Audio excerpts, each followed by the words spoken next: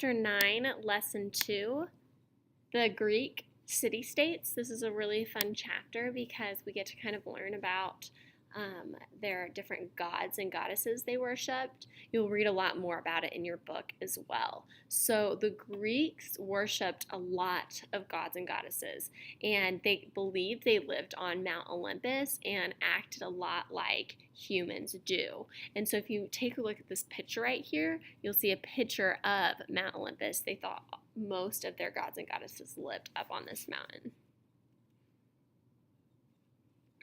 So democracy began in Greece. It was developed in some city-states around 500 BC. They had a lot of other types of government.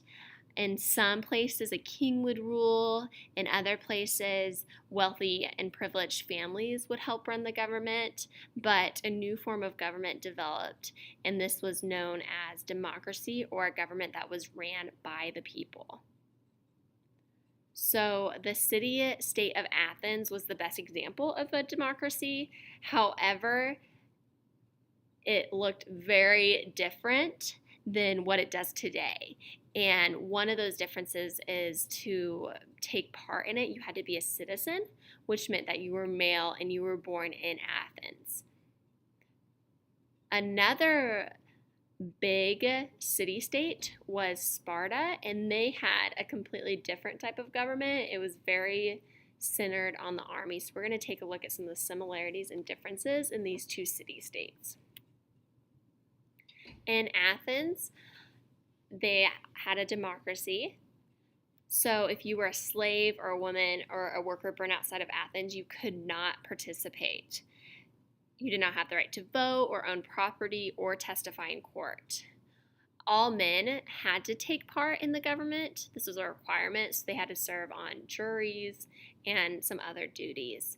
Women had very little rights in Athens, and overall Athens is known for having very good sailors because they're on the coast. Sparta looked pretty different. They had a military rule, so all men had to serve in the military. It was a requirement. They led a very strict life.